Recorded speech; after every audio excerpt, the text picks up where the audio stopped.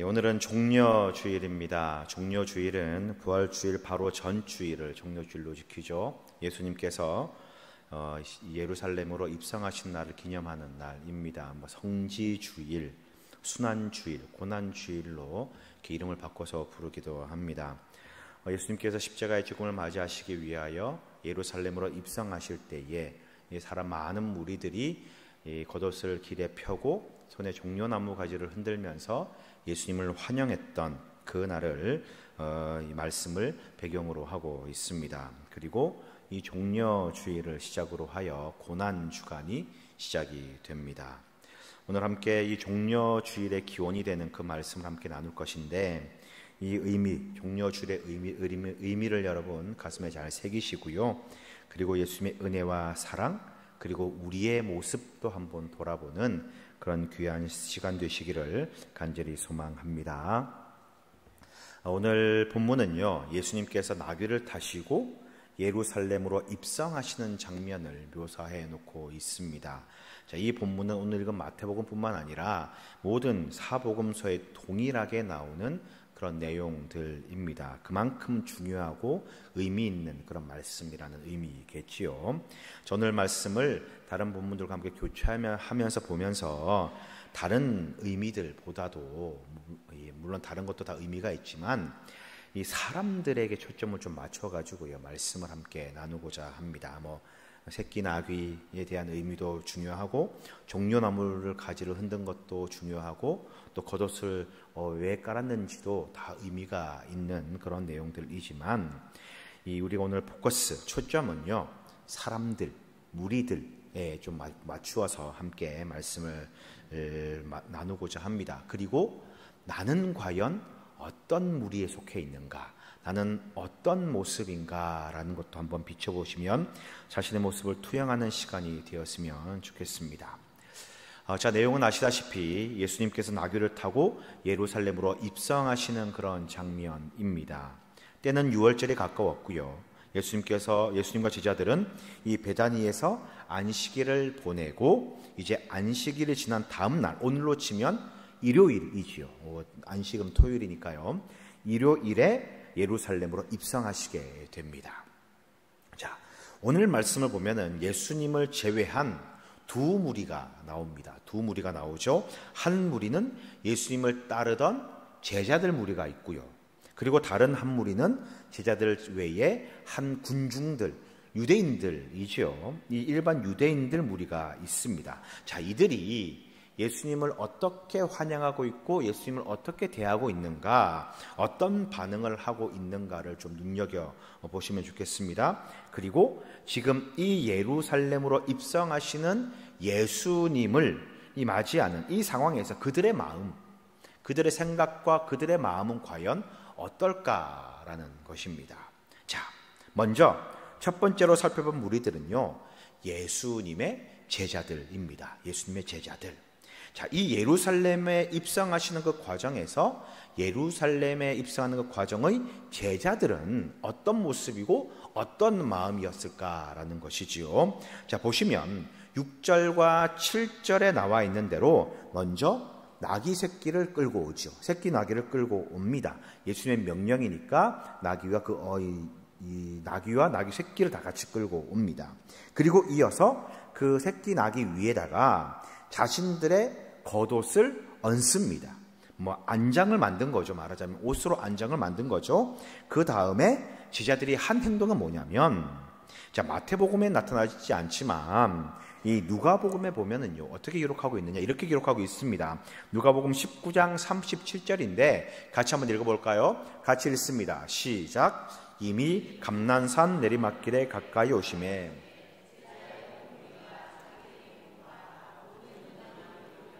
기뻐하며 큰 소리로 하나님을 찬양하며.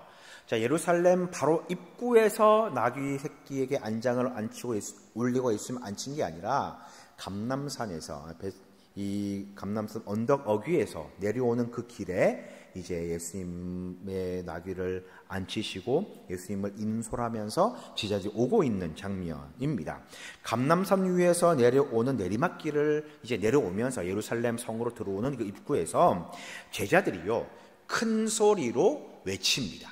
큰 소리로 하나님을 찬양하는데 어떤 걸 찬양하냐면 제자의 온 무리가 자기들이 본 바 모든 능한 일로 인하여 하나님을 큰 기뻐하며 큰 소리로 하나님을 찬양했다라고 그렇게 말하고 있어요.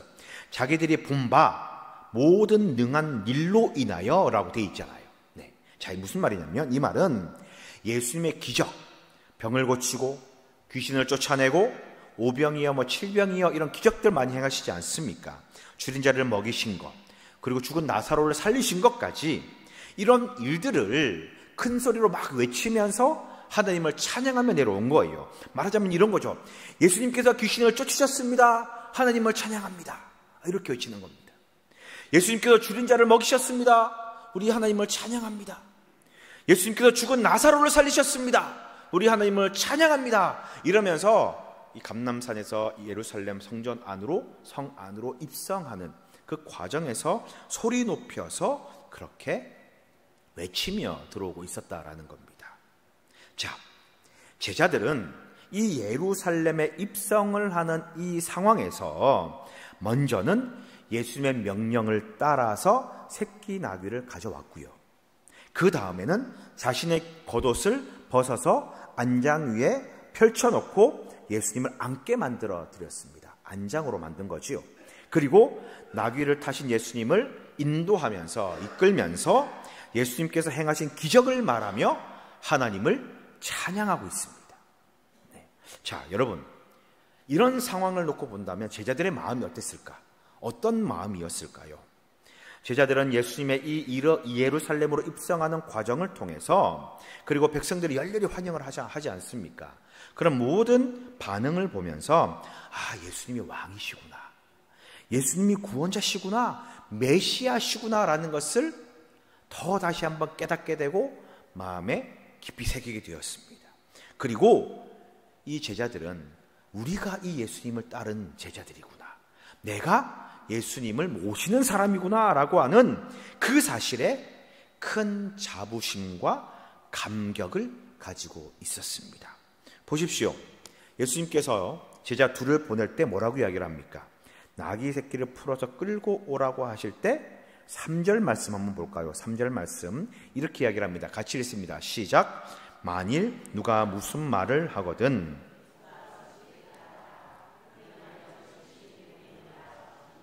자, 이 나귀를 끌고 올 때에 누가 그 주인이겠죠. 왜 끌고 가냐라고 묻거든. 뭐라고 이야기하라고 말씀하시냐면요. 주가 쓰시겠다 하라. 그러면 즉시로 보내리라 그렇게 말씀하십니다.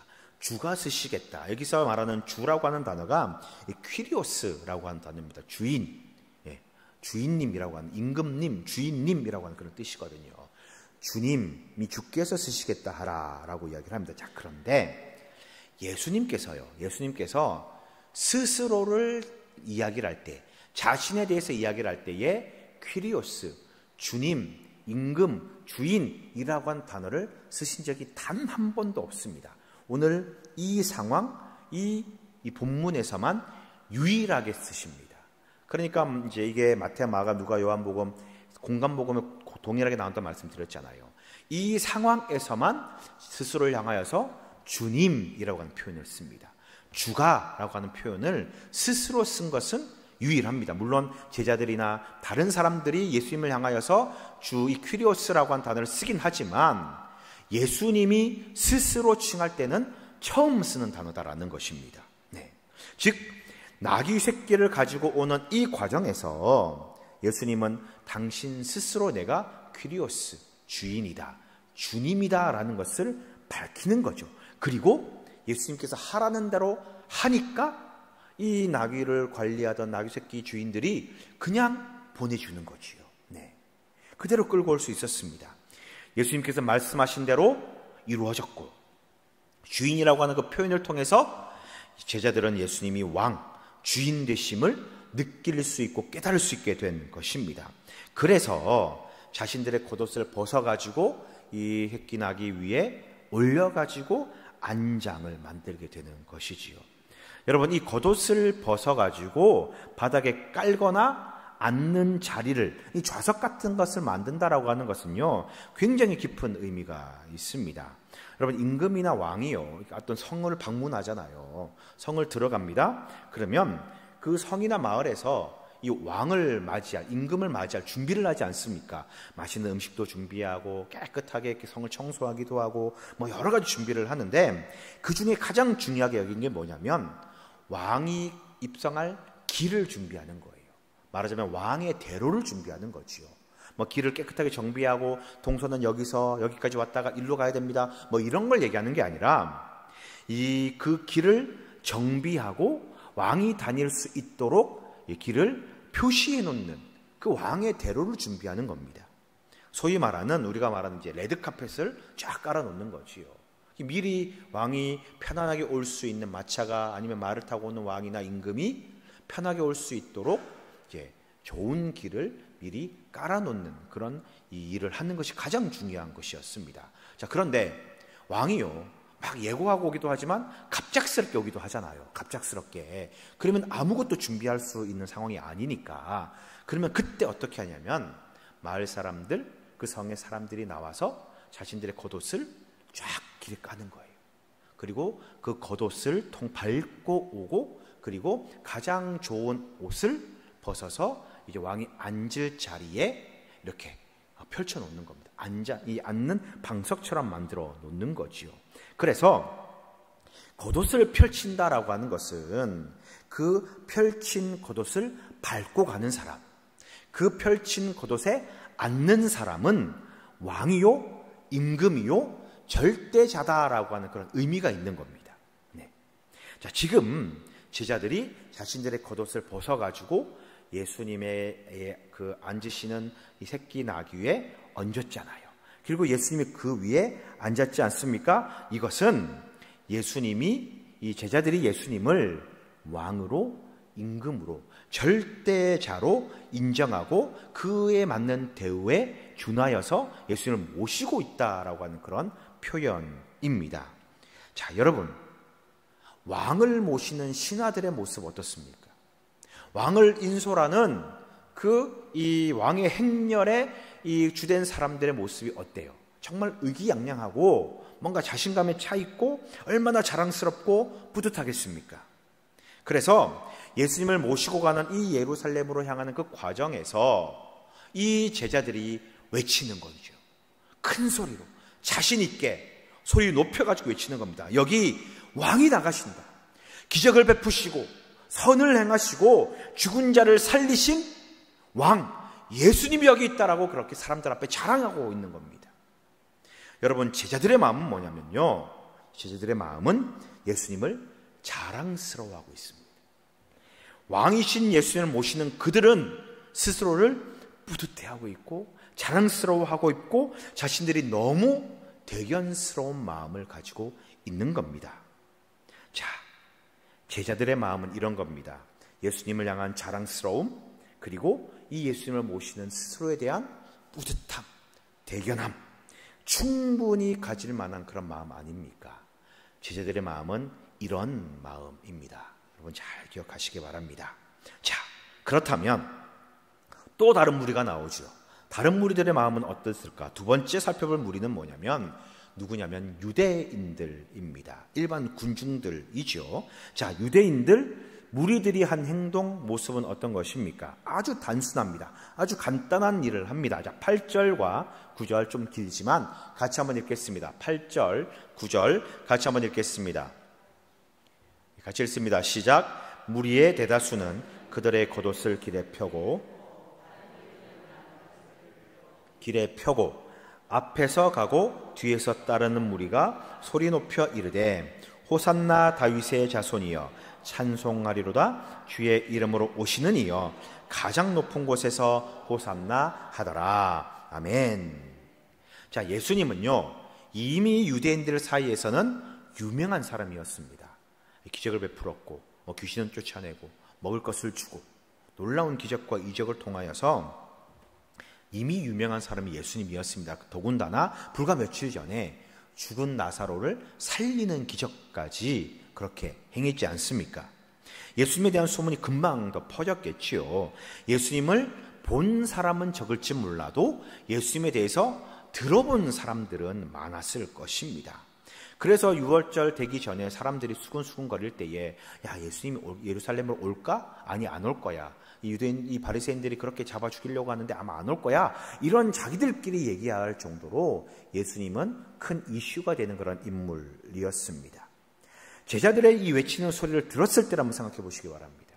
저기 성문 어귀에서부터 예수님이 들어가십니다. 왕이 들어가신다. 예수님이 여기 있습니다라고 외치는 그들의 그 소리를 들은 유대인들, 이 무리들을 어떻게 했습니까? 이 유명한 예수님이 온다라고 하는 말을 들었을 때에 많은 사람들이 예수님께로 몰려들었습니다. 그리고 예수님과 제자들을 둘러싸고 예수님이 가시는 그 길을 따라서 함께 예수님과 제자들과 함께 내려오고 있는 것이지요. 자, 그러면 그들이 길바닥에 겉옷을 깔고 또 종려나무를 꺾어가지고, 그 당시에 가장 흔했던 나무가 종려나무였거든요. 꺾어가지고 바닥에 깔고 또 누구는 때로는 손을 흔들었습니다. 종려나무 가지를 들고 흔드는 일을 했습니다. 왜 이들은 자신들의 겉옷을 바닥에 깔았을까? 왜 자신의 겉옷으로 예수님이 가는 그 길을 만들었고 종려나무 가지를 꺾어가지고 예수님의 길에 바닥에 깔고 또 흔들었을까? 누가 시켜서 그럴까요? 제자들이 좀 하라고 그렇게 이미 좀 섭외를 했을까요? 아니죠. 아닙니다. 자신의 겉옷을 스스로 벗어서 깝니다. 자신들 스스로 종려나무를 꺾어가지고 예수님을 향하여 흔듭니다. 네. 왜 그렇게 누가 시키지도 않은 일을 이 사람들은 하고 있는 것일까라는 거지요. 어떤 마음일까요? 무슨 생각으로 이 일을 하는 것일까요? 자, 지금 저 감람산 언덕에서 큰 소리를 외치며 내려오는 무리를 보니까 예수님이 보이는 겁니다. 근데 예수님이 무엇을 타고 오느냐 보니 새끼 나귀를 타고 오는 거지요. 새끼 나귀들을 보니까 그에 뭐가 깔려 있습니까? 사람의 제자들의 겉옷이 깔려 있습니다. 네. 자, 여러분, 스가랴 선지자가요 이 일을 예언합니다. 스가랴서 9장 9절에 보면 이 일을 그대로 예언을 하지요. 선지자가 예언한 그 모습 그대로 지금 예수님이 새끼 나귀를 타고 내려오고 있습니다. 여러분, 나귀 새끼를 타고 다니는 사람은 없거든요. 없습니다. 그리고 성경에도요 이 나귀 새끼에 대한 기록이 많이 없습니다. 그러니 그들 속에 각인되어 있는 것은 뭐냐면, 보편적으로 알려져 있는 것은 뭐냐면 새끼 나귀를 타고 오는 자가 메시아이다 라고 하는 보편적인 생각이 그들 머릿속에 있었다라는 것입니다. 그래서 선지자가 예언한 예언의 모습 그대로 예수님이 그 나귀 새끼를 타고 내려오시는 모습을 이들은 보게 됩니다. 그 모습을 보니 그들 머릿속에 떠올리는 것은 뭐냐면, 저 모습은 스가랴 선지자가 예언했던 그 모습 그대로인데? 라고 하는 것이 머릿속에 딱 떠오른 것이지요. 그리고 또 보니 나귀 새끼 위에 뭐가 깔려 있습니까? 사람들의 겉옷이 깔려 있습니다. 제자들이 외치는 소리를 들어보니 그 소리는 기적을 행하시는 예수님이었습니다. 모든 것들을 종합해 보니까 왕의 모습, 임금의 모습, 구세주로 온다라고 이야기를 하는 임금이 오신다, 왕이 오신다라고 하는 선지자의 그 모습, 예언 그 모습 그대로 지금 일치된 모습으로 내려오고 있는 겁니다. 구원자, 메시아를 소망하고 그 기다리는 이 유대인들에게 지금 예루살렘 성전으로 입성하는 저 예수님의 모습은 말 그대로 왕의 모습 그 자체였습니다. 우리를 구원하시고 해방시키시고 우리를 영적으로 구원하시고 놀라운 은혜를 베푸실 구원자 메시아, 그 모습 그대로 지금 예수님이 오고 있는 것이지요. 그러니 왕에 대한, 임금에 대한 존경과 감사의 모습으로 그들이 겉옷을 벗어서 바닥에 깔고요, 승리를 상징하는 종려나무를 꺾어가지고 바닥에 깔고 흔들면서 예수님을 열렬히 환영합니다. 왕이 오셨으니까 제자들과 함께 외치면서 예수님을 따르는 겁니다. 9절에 보니까 호산나 다윗의 자손이여 찬송하리로다, 주의 이름으로 오시는 이여 가장 높은 곳에 호산나 하더라 외치는 거지요. 왕이 오고 계십니다. 하나님을 찬양합니다. 왕을 보내신 하나님을 찬양합니다. 라고 그렇게 외치면서 열렬하게 환영하고 있습니다. 그 간절한 소망과 바람과 기대를 담아가지고 예수님을 환영하고 있는 거지요. 이 유대인들의 마음은, 이 유대인들의 모습은 예수님을 향한 기대, 소망, 왕으로서의 그 기대감을 가지고 있는 겁니다. 자, 첫 번째 제자들의 마음은 뭐라고 말씀드렸습니까? 왕을 모시고 있다라고 하는 뿌듯함, 대견함, 스스로를 향한 자랑스러움입니다. 그리고 이 무리들의 마음은 뭐냐면 예수님을 향한 기대, 소망, 간절함입니다. 자, 그런데 여러분, 제가 이 말씀을 드리고 싶은 게 아닙니다. 이후의 모습을 우리가 한번 보자고요. 여러분, 예수님을 그렇게 생각했던 제자들 그리고 무리들, 그들의 마음, 그 생각과 마음이 여러분 한결 같습니까?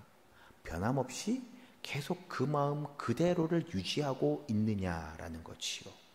그들이 환호하고 환영하고 그렇게 열렬하게 맞이했던 그 예수님, 그들이 어떤 마음과 어떤 모습으로, 제자들이 어떤 그 뿌듯함과 대견함을 가졌는가, 그거는 이제 나중 문제고요.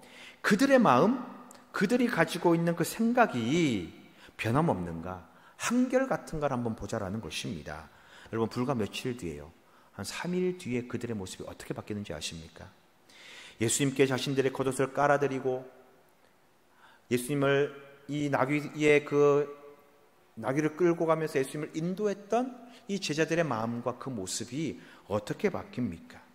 그들의 겉옷은 예수님을 왕으로 생각하며 안장을 지어주고 예수님을 앉으시라고 깔아줬던 그들의 겉옷은요, 예수님이 잡히셨을 때에 그들의 얼굴을 가리고 그들을 숨기는 도구로 바뀌게 됩니다. 앞장서서 걸어갔던 그들의 그 기뻐했던 그들의 두 발은요, 예수님을 버리고 도망가는 발이 되고요, 먼 발치에서 예수님의 뒤를 몰래 쫓아가는 그런 걸음걸음이 됩니다. 예수님의 이적을 노래하고 예수님의 기적을 찬양했던 그들의 입술은요, 예수님을 부인하고 예수님을 모른다 하고 예수님을 저주하는 입술로 바뀌게 되는 거예요. 제자들의 마음은 이제 이렇게 변화됩니다. 무리들은요, 이 무리들, 군중들은 어떻게 바뀝니까? 자신들의 옷을 깔고 손에 종려나무를 들면서 왕이 오셨다라고 외치던 무리들은 그들이 어떻게 바뀌는 줄 아십니까? 그들은 예수님의 옷을 갈갈이 찢는 그런 이 수치와 무례한 군중으로 바뀌게 됩니다.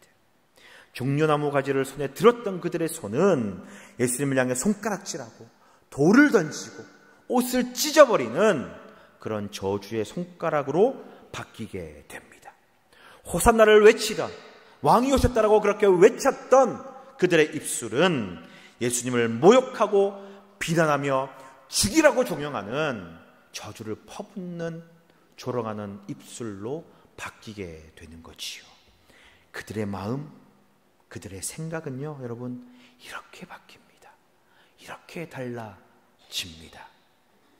자, 그렇다면 여러분, 우리는 어떤가라는 거죠. 우리들의 마음은 어떻습니까? 우리는 예수님을 언제나 변함없이 한결같이 같은 마음으로 믿고 계십니까? 좋을 때나 기쁠 때나 상황과 상관없이 나쁠 때든 어쨌든 어느 순간이든 늘 예수님을 향한 신실한 믿음과 신뢰를 여러분 가지고 계십니까? 우리의 믿음, 우리의 마음을 여러분 좀 점검해 보셔야 되는 겁니다.